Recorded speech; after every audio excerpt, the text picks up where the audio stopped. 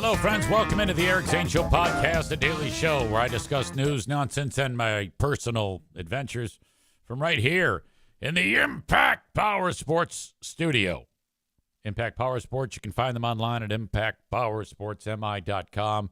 Great place to pick up a Yamaha golf cart. Perhaps you want to purchase an ATV. How about a side-by-side, a utility vehicle? Great for stick picking up chores. Motorcycles, e-bikes, go-karts. They have it all at Impact Power Sports. They are in Rockford, Michigan. The popcorn is free. The smiles are free that you will get at Impact Power Sports. Alan is here.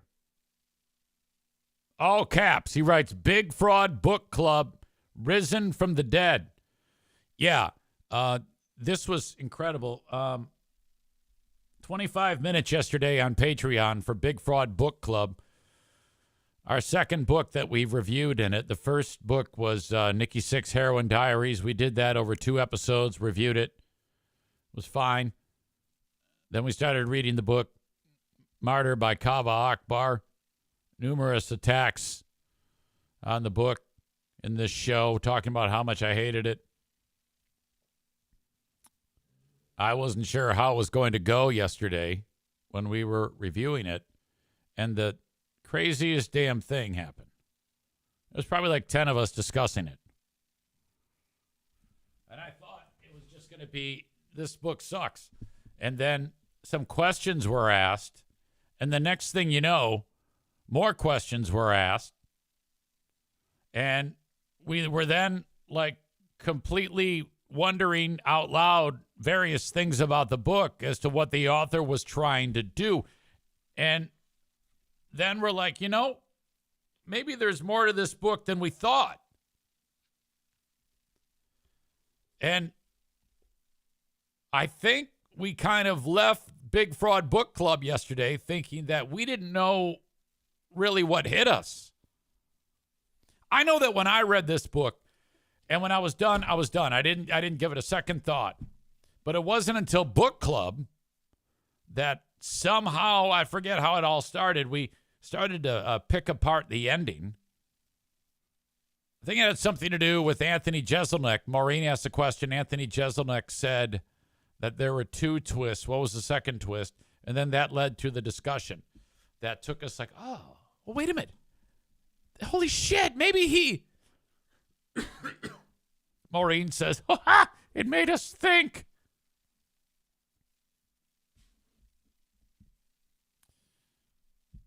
Alan says, I enjoyed the strays I caught from Maureen and EZ. You see, Alan watched book club, but he's not like in book club.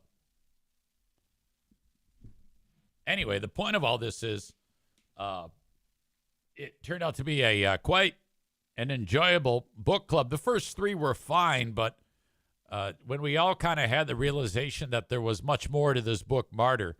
Now, I think overall, I actually can't say that I would encourage somebody to not read it. But at the same time, I made the point that this might be for the type of person who's a super experienced reader and can pick up when an author is, I don't know. It wasn't that difficult. Maybe I'm making it more difficult than it is. Maybe I'm just too dumb to figure out what happened. This book left a lot open to interpretation. After finishing book club, I looked up ending of the book Martyr Explained. And that's kind of where it was, that it's open to interpretation.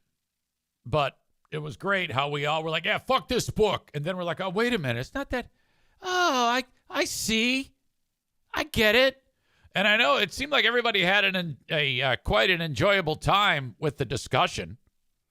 I know I did. Out of the 4 book club shows that we've done, to me, that one was the most memorable. And it had the, I don't know, it was good. I liked it. And it's on Patreon if you want to check it out. If you want to be in book club, the book that we're reading now is called The Way of Shadows by Brent Weeks. It's right here.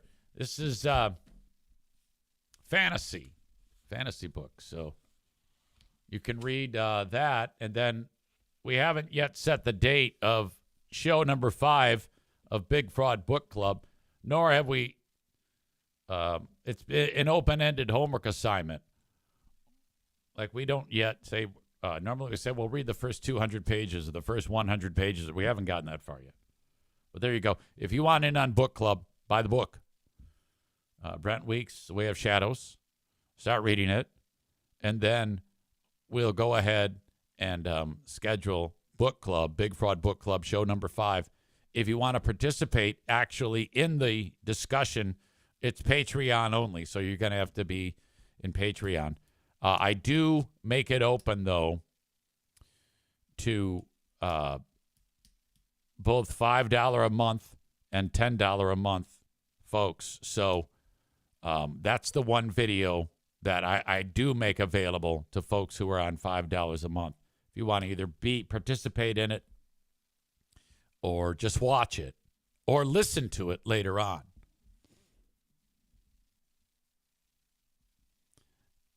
Nick writes, great discussion, changed my idea on the book some. Yeah, some is best. I think, dare I say, I think I was so, what's that word they use in Shawshank Redemption? Obtuse while reading it. I'm not even sure if I'm using that word correctly. It might require a second reading. Dare I say. Now, that's completely opposite. I've been saying, this book sucks. Fuck this book. But I think now, knowing what is going on there, and or at least how we think, and how that writer is writing, and the use of metaphor and whatnot, it made me go, fuck. God, I had no idea you had to be such a fucking thinker to enjoy books. Books make you think. Fuck that. Megan says, the one thing we all unpacked at the end was a game changer.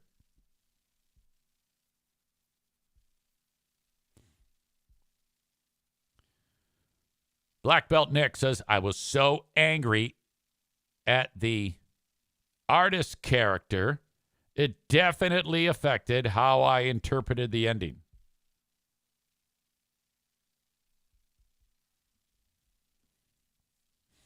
All right. So that's how that went. So no, book club's not dead, and I'm glad that I didn't pull the plug on it. I was tempted to, but I had to get out of my comfort zone.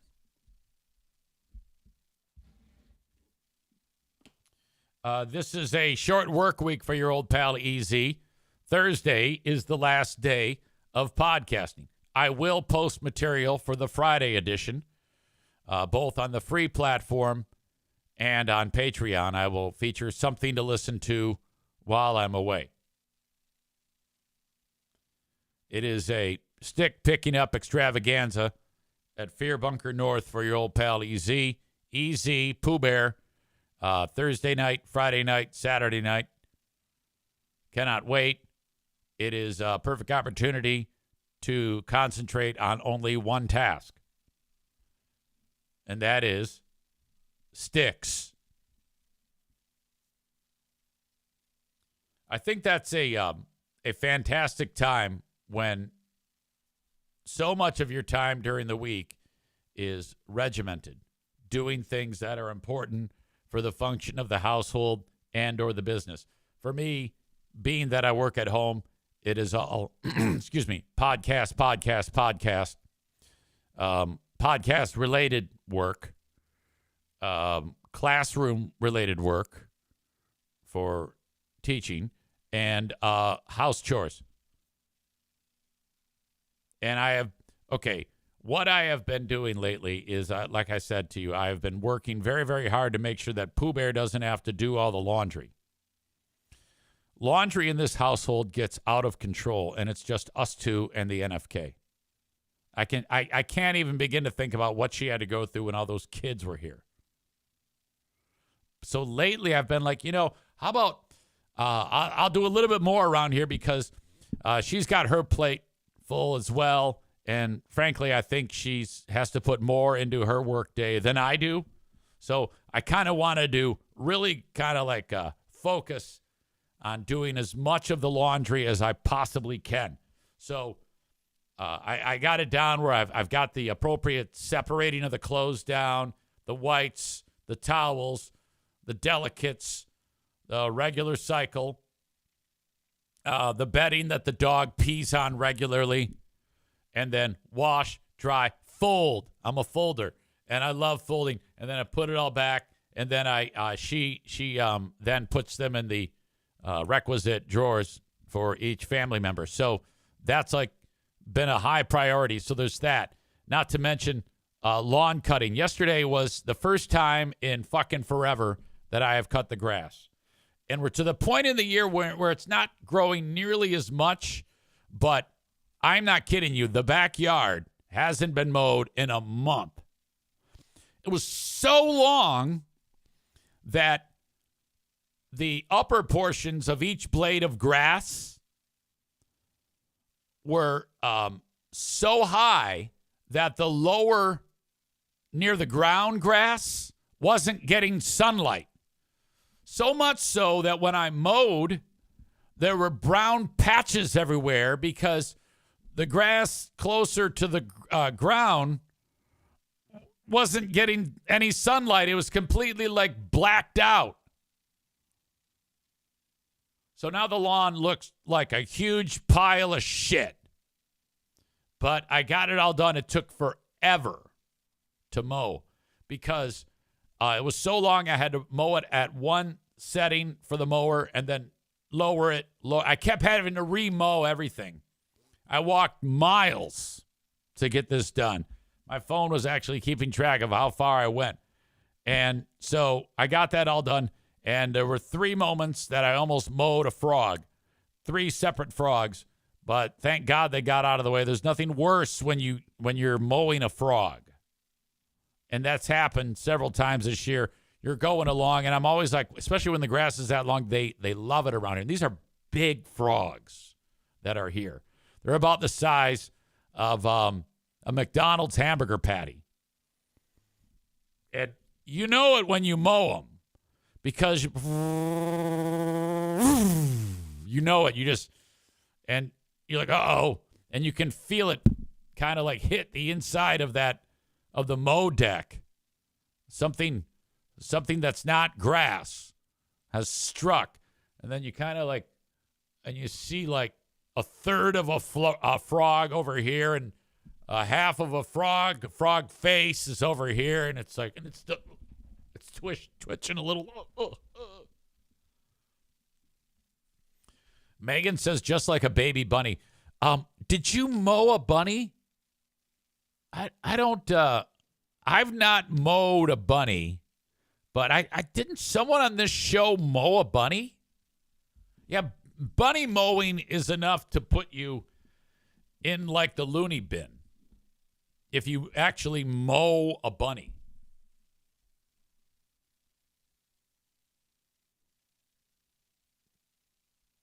Alan writes, I sent a streaky gopher through the 0 turn this summer. It felt like I hit a rock. Black Belt Nick says, I mowed a snake. Megan says it was not me, but I have heard. She said a baby bunny would have me never mow again. Oh, right. There is, bad moments in time when things like that take place. But mowed bunny is, that's a world you don't want to live in. I didn't like to think about it. It makes me cringe. Maureen says, I would not feel bad about mowing a snake. I hate those damn things. You have a dark side Snakes are cool as shit. Bread Bull Brain Chris says, I have mowed field mice, the bigger ones. I had a moment where I got the snowblower out, and there was a mom and all the baby mice, and they were like still attached to her. I think she like gave birth to the mice about 43 seconds before I moved the snowblower, and so they were she was dragging them behind her. It was like a rope of mice. And I was like, what the fuck is happening? A rope of baby mice being dragged by the mama mouse. Black Belt Nick says, I hate snakes too. Auto freeze when I see them. Becca Shea, nope, no snakes. You? No, I like them. We have garter snakes around here, and Rocky, the neighbor's cat, he's turned into a fucking trained assassin.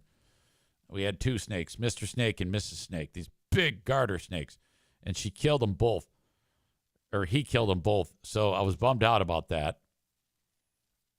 He has slaughtered dozens of birds. The chipmunks in my yard get it. The squirrels get it. The bunnies get it. And I just noticed that there's like new snakes now. There's new snakes creeping around the yard. They're cool as hell. But it won't be long until Dickhead Rocky eats them. That's the Alleluia's cat, who's just vicious. My point in all of this was the week for me is you take all those moments, podcast related, chore related, getting the NFK to the dock, this, that, the other thing. There is never a good reason to sit around here and do nothing. There's always something to be done, and there is no relaxing. It's just gone. And I know people will be like, well, that's a bad recipe. It's like, correct. But unfortunately, that's the world that, I signed up for this. I was going to like 8 or 9 last night, doing various things that are boring, but work related that have to be done. So I find myself when I'm here, if I'm quietly like doing nothing, I'm like, something's off. This is not right. The only time that I sat still in the last, I don't know how long, was when I was reading that book, Martyr, for a couple hours on Sunday to get done with the homework assignment. That's it.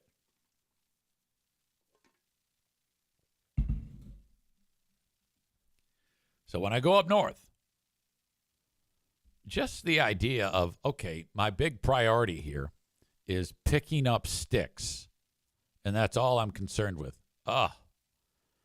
It makes that seem like the greatest vacation ever.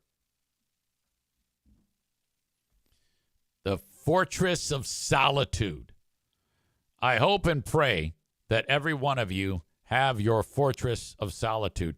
It could be the toilet when you're sitting there on the toilet looking at your phone or reading. As long as you've got that place where you're like, all right, I am letting go of everything. It's so important. Chris from Buffalo getting in here. Morning, Tune Man, and hello, friends. Hello to you, Chris. Good news. I knew it was going to happen. Have you ever heard of the phrase, if you're ever looking for something that you have lost, stop looking for it, and you will find it. I have found what I was looking for, and I didn't even have to look for it. I might not make sense, but I knew that the keys to the gun safe were gone. I told you about that, and I was like, God damn it, I got to get all new guns. I cannot get into the safe. Badger says gun safe key. He knew it. He typed that before I even said it, but I found the fucking keys. I was so happy. Because now I was going to get the whole arsenal. Because I got a buddy who I'm going to meet up north. And I said, we're going to blow through all the old ammo. Oh, my God. And I put on a pair of shorts the other day, and I go, "What's this in the pocket?" There they are, the keys. Oh, my God. I immediately opened up the safe and just walked in and just was absorbing myself. Yes. Cole says probably make spare keys. Well, you know what's ridiculous about this? The keychain that the key is on, it has 3 keys. They're all the same. And they're all on the same goddamn keychain. So I lost all 3 keys at the same time.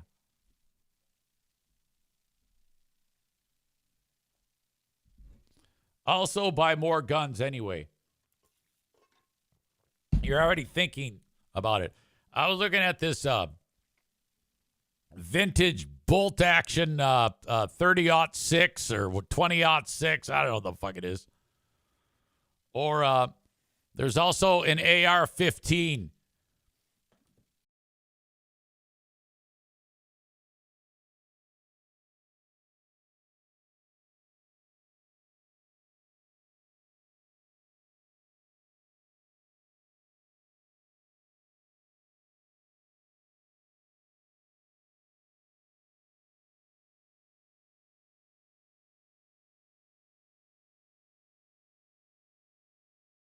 To reboot, ladies and gentlemen. I am rebooting right now, so I'm going to shut this down and I will reboot.